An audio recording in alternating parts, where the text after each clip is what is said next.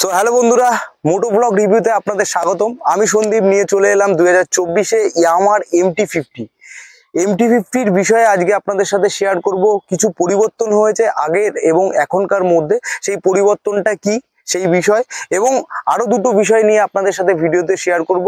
এই গাড়িটা যদি কারো পছন্দের তালিকায় থেকে থাকে ইয়ামাহার 155cc MT50, তো কত ডাউন পেমেন্ট করে আপনারা গাড়িটা পারচেস করতে পারবেন এবং এই গাড়ির ধরুন একটা মাইলেজ নিয়ে আপনাদের মনে যদি কোনো সংশয় থেকে থাকে, সেই সংশয়টাও আজকে ভিডিওর মাধ্যমে ক্লিয়ার করব।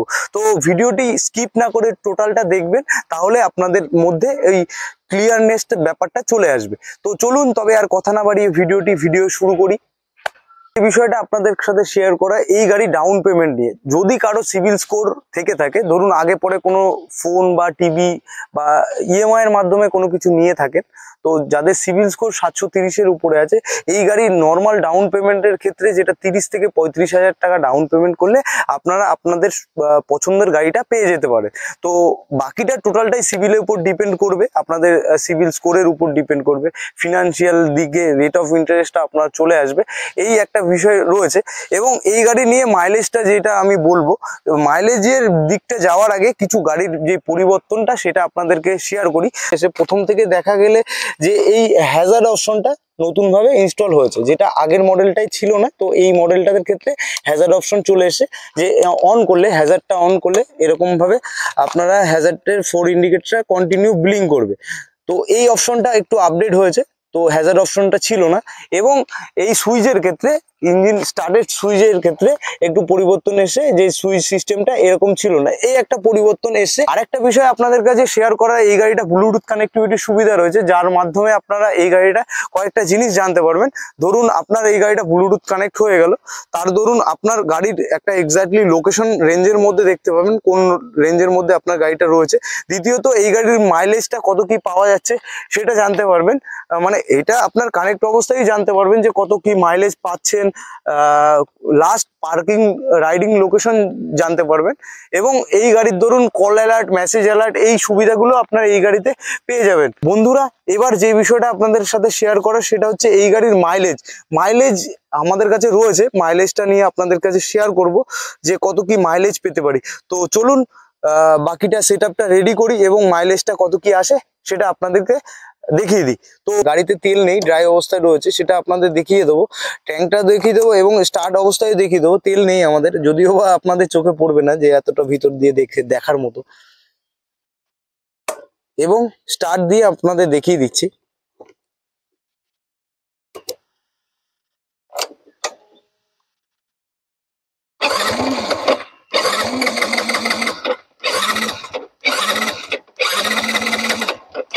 তো একদমই ড্রাই অবস্থায় রয়েছে।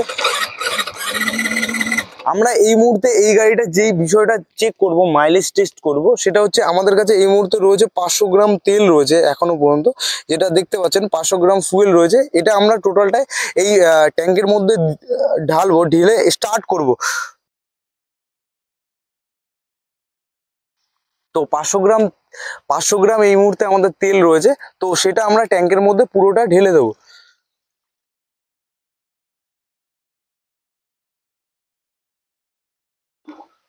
তো তেল ঢালা পুরো কমপ্লিট।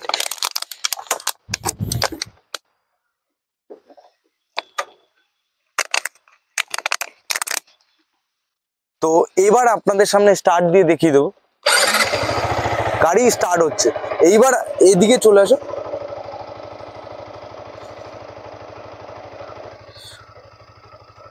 টোটাল ট্রিপ 1 রয়েছে, ট্রিপ 1-এ 0 এবং ট্রিপ 2তেও 0 রয়েছে। এবার আমরা এই 500 গ্রাম তেলে কত কিলোমিটার চলতে পারি সেটা আপনাদেরকে তুলে ধরবো।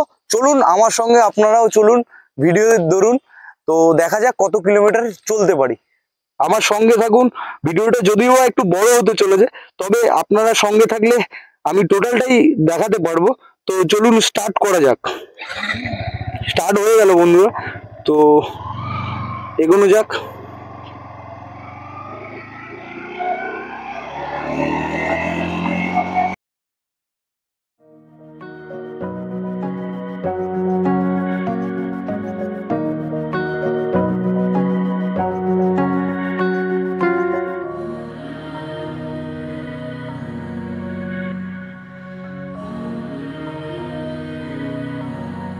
হ্যান্ডেলিং এর কথা আর কি বলবো, হ্যান্ডেলিং এর বেশ আরামদায়ক। হ্যান্ডেলটা আপনারা চাইলে ইজিলি কি করতে পারবেন, ঘোরাতে পারবেন।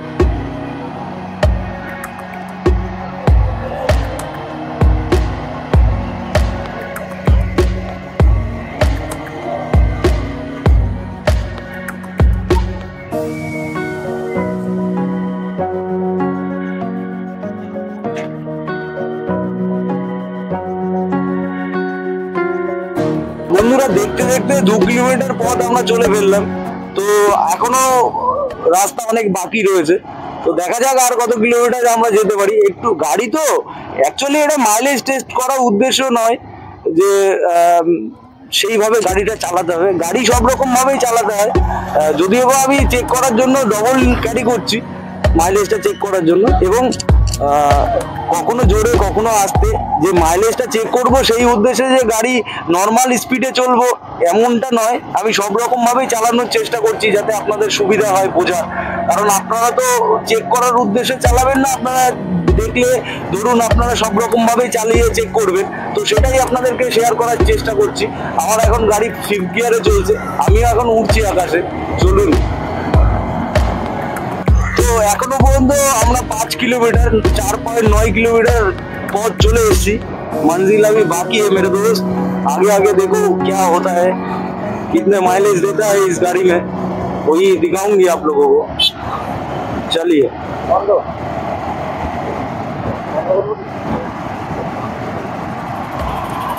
चलिए, ये जो हैंडलिंग का मजा ही अलग है इसका,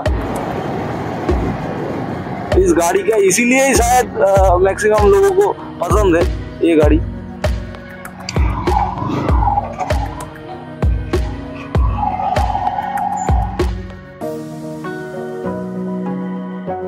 যে বিষয়টা বলবো, এই কারণেই সম্ভবত MT-50 সকলের পছন্দের তালিকায় রয়েছে ইয়ং জেনারেশনের কাছে। তো এর ইনিশিয়াল পিকআপটা খুবই বেশি, এবং এই হ্যান্ডেলিং এর যে স্মুথনেস, হ্যান্ডেলিং করার যে পশ্চার পজিশন এবং হ্যান্ডেলিং এর যে মুভমেন্টের যে ব্যাপারটা খুব আরামদায়ক, অন্যান্য বাকি গাড়ির মতন নয়। এটা সিঙ্গেল হ্যান্ডেল বার হওয়ার দরুন অনেকটাই সুবিধা। হ্যান্ডেলটা বেশ একটু বড় রয়েছে।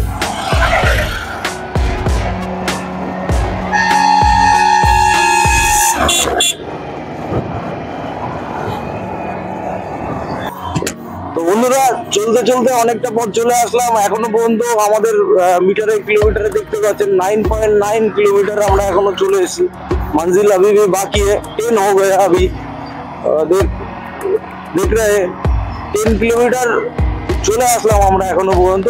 এখনো দেখা যাক আরো কতটা পথ যেতে পারি। যে 500 গ্রাম তেল দিয়েছিলাম আমরা, সেই তেলে আমরা কতটা কিলোমিটার চলতে পারি। তো চলুন দেখতে থাকি।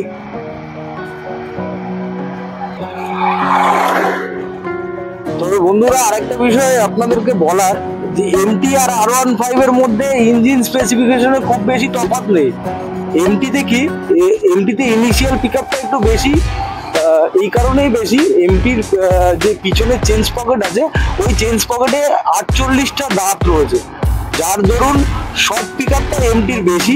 R15 এর ক্ষেত্রে 52টা দাঁত থাকার কারণ ওর লং টার্নটা বেশি, যেই কারণে লং রেঞ্জের যদি কখনো কথার কথা বলা হয় যে এমটির সাথে R15 এর রেস, তো রেসের ক্ষেত্রে একটুখানি লং ডিস্টেন্সের ক্ষেত্রে এমটি একটু পিছনেই থাকবে, শুধুমাত্র ওই কারণে। আর শর্ট রেঞ্জের ক্ষেত্রে এমটি R15 এর থেকে একটু আগেই দৌড়বে, তো শুধুমাত্র ওই চেঞ্জ পকেটের দরুনই দৌড়বে, এছাড়া তফাৎ কিছু নেই। তবে একটা জিনিস কি, এমটি আর R15 এর ক্ষেত্রে কিছুটা আপনাকে ঝুঁকে চালাতে হবে, যার দরুন একটা মানে ঘন্টার পর ঘন্টা চালালে পরে একটা ইস্যু আসতে পারে। তো ফাইনালি 19.5 किलोमीटर আমরা চালিয়ে ফেললাম। দেখা যাক আর কতটা কি পথ আমরা চলতে পারি। এখনো পর্যন্ত গাড়ি স্টার্ট রানিং রয়েছে, কোনো রকম কিছু বোঝা যাচ্ছে না।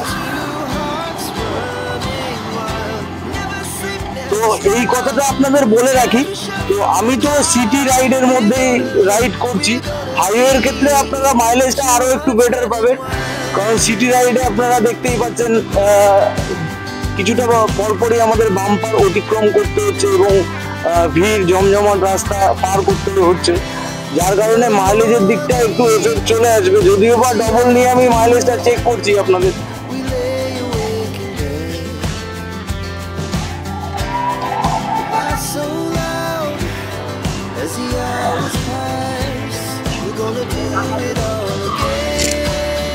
তো বন্ধুরা ফাইনালি 20 কিলোমিটার চালিয়ে ফেললাম এখনো পর্যন্ত।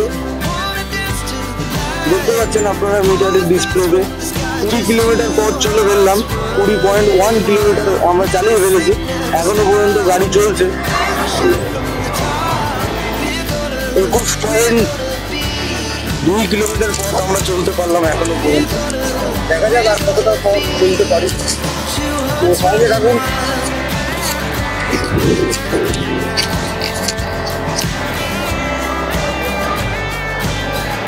शायद मंजिल खत्म होने वाला है, तो 21.4 किलोमीटर चलते পেরেছি এখনো পর্যন্ত।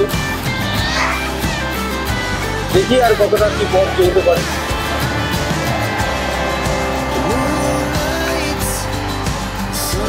এই স্টার্ট যখন নিচ্ছে না, স্টার্ট বন্ধ দেখতে পাচ্ছেন না, নিচ্ছে না আর স্টার্ট উঠছে না, টোটাল নিচ্ছে না, ছেড়ে দিয়েছে, পিকআপ ছেড়ে দিয়েছে। 21.7 কিলোমিটারে আমরা গাড়ি দাঁড় করিয়েছিলাম, আর গাড়ি কোনো মতেই স্টার্ট হচ্ছে না। দেখতে পাচ্ছেন গাড়ি আর কোনো মতেই স্টার্ট হচ্ছে না। টোটাল কিলোমিটার 500 গ্রাম তেলে আমরা 21.7 কিলোমিটার চলতে পেরেছি এখনো পর্যন্ত। তো বন্ধুরা দেখতেই পাচ্ছেন 21.7 কিলোমিটারের গাড়িটা স্টার্ট বন্ধ হয়ে গেল, আর কোনো মতেই স্টার্ট হচ্ছে না। আমাদের মাইলেজ অ্যাভারেজের কথা যদি বলা হয়, আমরা 500 গ্রাম তেলে 21.7 কিলোমিটারের গাড়িটা স্টার্ট বন্ধ হয়ে গেল। তো এই অ্যাভারেজের দরুন টোটাল মাইলেজ ফিডব্যাক রয়েছে। যেহেতু আমরা সিটিতে চালিয়েছি, হাইওয়েতে চালালে মাইলেজটা আরও বেটার হতো, বা চালানোর উপরও ডিপেন্ড করে। যেহেতু সিটি রাইড হয়েছে এবং অনেক বাম্পার জ্যাম রাস্তার মাধ্যমে আমরা চলেছি, তো অ্যাভারেজ মাইলেজ হিসাব করে যেটা দেখা যায় 43.4 কিলোমিটার আমরা এখনো পর্যন্ত চলতে পেরেছি। আপনারা চাইলে আরও বেটার মাইলেজ এই গাড়ি থেকে পেয়ে যাবেন, বাকিটা চালানোর উপর নির্ভর করে। তবে ভিডিওতে সঙ্গে থাকার জন্য আপনাদের সকলকে ধন্যবাদ। চলুন দেখা হবে এরকম আরও ইন্টারেস্টিং ভিডিও নিয়ে, ততক্ষণের জন্য টাটা।